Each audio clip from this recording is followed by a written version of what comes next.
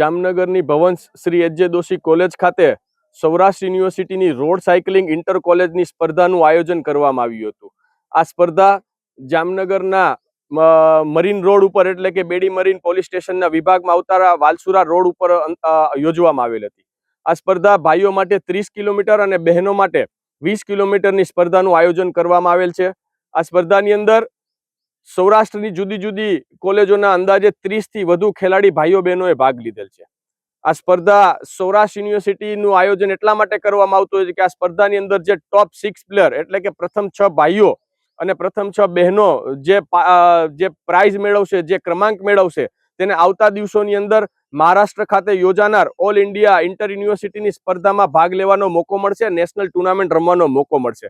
સૌરાષ્ટ્ર યુનિવર્સિટીના રમતગમત કેલેન્ડરના વાર્ષિક કેલેન્ડર અનુસાર આ યુનિવર્સિટીની અંતિમ ચરણની છેલ્લી ટુર્નામેન્ટનું આયોજન જામનગર ખાતે કરવામાં આવેલ છે અને આ સ્પર્ધા આજે સારી રીતે સંપૂર્ણ રીતે સ્વસ્થતાથી અને ખેલાડીઓના સ્પોર્ટ્સમેન સ્પિરિટ સાથે શરૂઆત થઈ ગયેલ છે અને આવી જ રીતે એને પૂર્ણ પણ કરવામાં આવશે. Thank you very much.